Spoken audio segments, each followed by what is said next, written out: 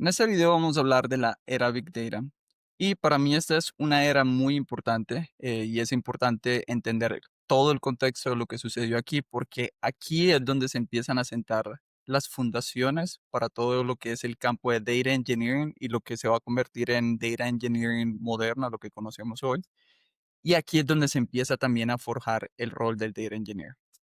Y básicamente la razón por la cual esto empieza a pasar acá, es porque aquí es donde empezamos a ver nuevos retos y con esos nuevos retos empiezan a surgir nuevas tecnologías, nuevas responsabilidades y todo eso va a terminar siendo heredado por el Data Engineer. Así que para entender ese contexto, básicamente tenemos que hablar de la Web 2.0. Para los que no saben qué es la Web 2.0, básicamente por allá en 1999, 2004, empiezan a surgir sitios web como Google, Wikipedia, Facebook, MySpace. Quizá algunos de estos sitios web les traen memorias de cuando ustedes eran niños, o al menos para mí así funciona. Y esto es la época donde se empieza a adoptar masivamente este tipo de herramientas y donde todo el mundo empieza a usarlas. Así que lo que empieza a suceder con esto es que ahora tenemos un montón de usuarios que están usando un montón de nuevos sitios web o de herramientas. Y eso hace que se genere o incremente la cantidad de datos. Y eso crece de manera exponencial y eso va a empezar a generar un montón de problemas. El principal problema es que al incrementar los datos, ahora necesitamos almacenarlos en alguna parte. Y resulta ser que, si recuerdan, hasta aquí, hasta esta época, nosotros estamos guardando datos en data warehouses. Los problemas de los data warehouses es que eran extremadamente costosos. Y eso hace que guardar todos estos datos en los data warehouses sea cero escalable. Adicionalmente, tengan en cuenta que la escalabilidad en los data warehouses se obtenía escalando verticalmente. Eso quiere decir que si yo quería guardar más datos, tenía que comprar más máquinas o una máquina más grande. Y cada vez que se escalaba verticalmente, eso hacía que todo fuera más costoso. Así que bueno, las primeras empresas que empiezan a afrontar estos problemas es obviamente lo que conocemos como Big Tech, Google, Facebook, Yahoo. Y básicamente van a ser estas empresas las que crean todas las herramientas que conocemos hoy y con las que trabajamos hoy. De hecho, esta es la época donde Google empieza a desarrollar su Google File System, que eventualmente fue publicado como un paper y serviría como inspiración para la invención de una herramienta muy importante que vamos a hablar a continuación. Pero básicamente lo que hace Google con su File System es que encuentra una nueva forma de almacenar datos y de procesar datos a gran escala de manera menos costosa y lo hace a través de la utilización de toda la teoría de sistemas distribuidos. Y bueno, básicamente eso va a cambiar todo Data Engineering. ¿Cómo lo cambia? Básicamente lo cambia porque dos ingenieros en Yahoo se inspiran en el paper que publica Google y estos ingenieros crean una herramienta open source que va a cambiar todo. No sé si saben cuál es. Si no saben, pues esa herramienta es Hadoop. Y si conocen algo de Data Engineering, quizá han escuchado esta herramienta en el pasado, pero Hadoop fue una de esas herramientas que cambió absolutamente la forma en cómo hacíamos Data Engineering. Y la razón por la cual lo cambió es porque democratizó el acceso a los sistemas distribuidos, a los sistemas de almacenamiento distribuido. Y la razón por la cual la democratiza es porque si bien Google publica este paper, el sistema de ellos era privado, no era open source. Hadoop fue el primer sistema open source de almacenamiento distribuido, al menos en esta parte de datos.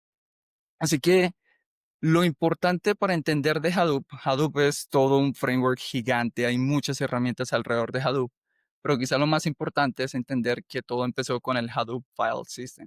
Básicamente, lo que hizo el Hadoop File System fue permitirnos guardar datos no en bases de datos, sino en un sistema distribuido. Lo que permitió es que tuviéramos un montón de máquinas pequeñas, baratas, donde nosotros podíamos guardar los datos y poder acceder a ellos y procesarlos.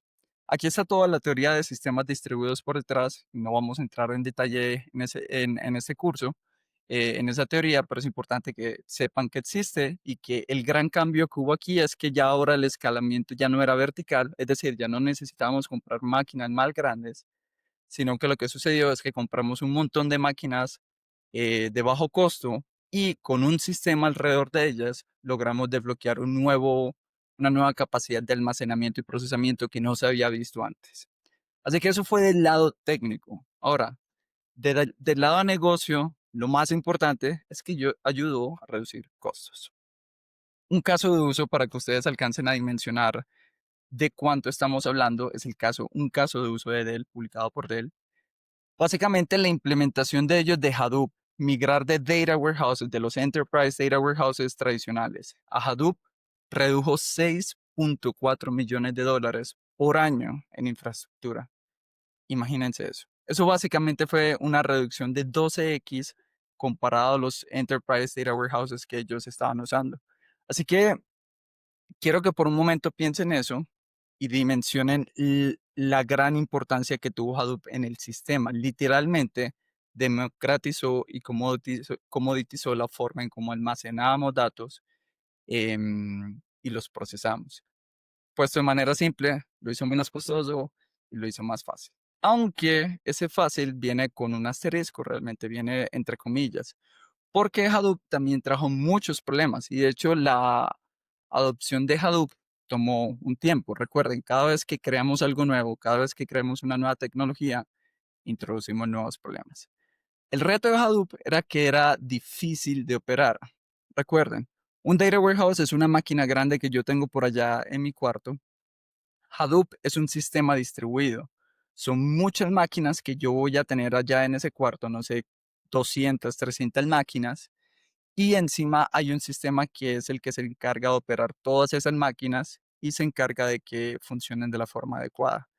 Pues chicos, les cuento que eso no era nada fácil. Realmente operar sistemas distribuidos, especialmente con Hadoop, era supremamente complejo y también era complejo porque son sistemas que fallan mucho y hay que estar preparados para resolver esos fallos de manera automática, así que era complejo de mantener.